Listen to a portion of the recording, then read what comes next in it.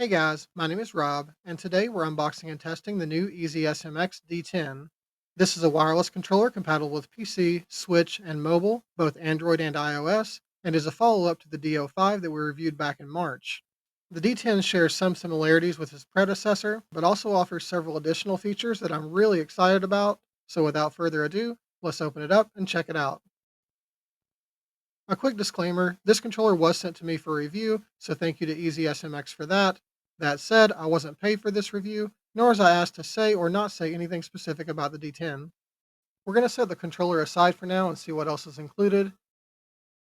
And first, we have the charging dock. It does have a spot for the wireless dongle and then a USB-C port for connection. The dongle has a pairing button, and it does fit nicely into the dock.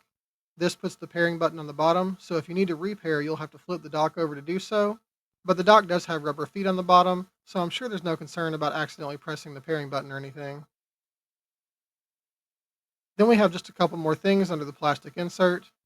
There's a USB-A to USB-C cable, and this is a shorter cable, probably 4 feet, and isn't braided, so really just meant for connecting the dock to the PC.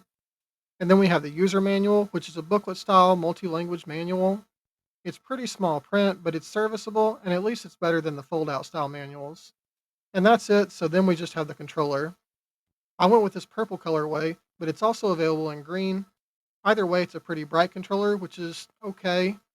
I'll admit I don't love how reflective the grips are, and due to the glare, you probably can't see this in the video, but these are textured both on the front and back, which is nice. And overall, I like the feel of the controller, and I don't dislike the look, I just wish the front grips were maybe frosted instead of clear or something. As far as features, we have micro switch face buttons, but they do have a rubber membrane as well.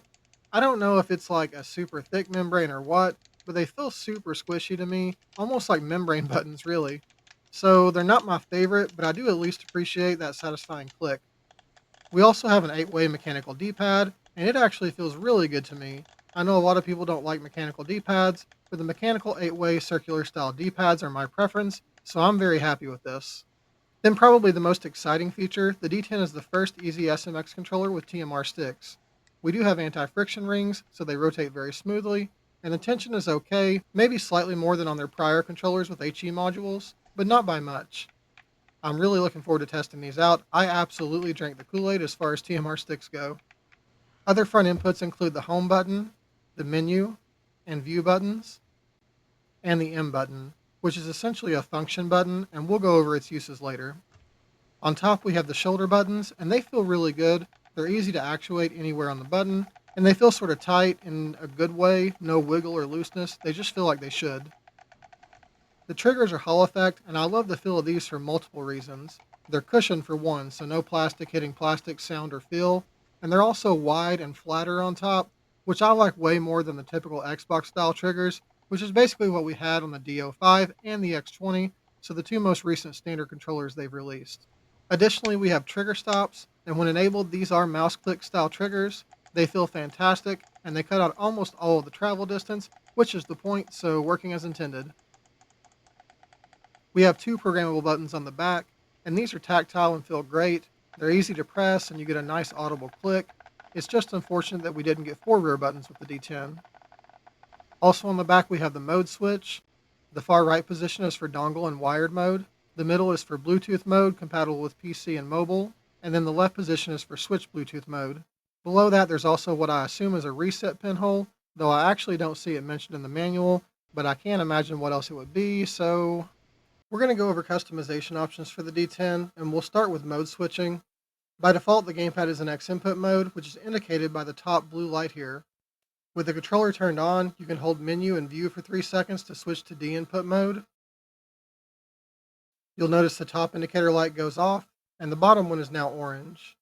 If you repeat the process, it swaps back to X input mode, and the indicator lights will change back to their default states. Next, we'll look at turbo, which you can set by pressing M and another button, such as a face button or trigger. The RGB lighting flashes red to confirm turbo has been set, but unlike most controllers I've tested, there's no indication when turbo is engaged when you press that input after enabling it. If you press M and the same button a second time, it enables auto turbo, meaning when you press and release the input, it fires continuously until you press it again. And then if you press M and that same button a third time, it disables turbo, which is indicated by the RGB lights flashing green. You can adjust the turbo rate by holding M and moving the right stick up to increase speed and down to decrease speed. Holding M and pressing up and down on the left joystick increases and decreases the rumble strength. There are 4 levels of rumble, so high, medium, low, and off. Next, we have lighting adjustments, and there are a few options here. First, you can hold M and press R3 to cycle through lighting modes. There are 4 options: dynamic, breathing, solid color, and off. While in solid color mode, you can simultaneously press L3 and R3 to cycle through the different color options. And then you can hold M and move the left stick left and right to adjust the RGB brightness. A few more items here. You can use the M button to program the rear buttons, and you do this by long pressing M plus one of the rear buttons. The RGB on the corresponding side will flash. Press the button you want to map to that rear button, and then press that rear button again to save. You can clear rear button programming by holding M plus that rear button, then just pressing that same rear button again with no additional inputs. By default, the sticks in the D10 have some inherent level of inner dead zone, but you can enable zero dead zone mode by holding L3 and view for 3 seconds. The gamepad will vibrate to confirm the change, and you can swap back to the default dead zone setting by repeating this action. This does affect both sticks, you can't change them individually. Lastly, with the gamepad turned off, you can enter calibration mode by holding L3, RB, and home to power on the controller. The bottom light will be flashing to indicate you're in calibration mode.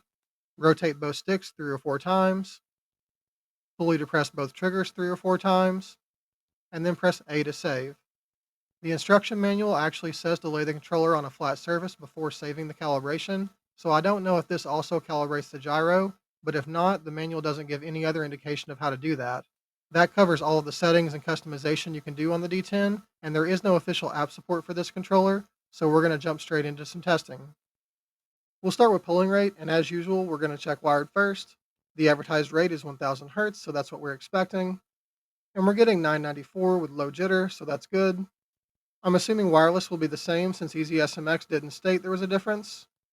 And yeah, almost exactly the same at 993, and jitter is also nearly the same, so very consistent.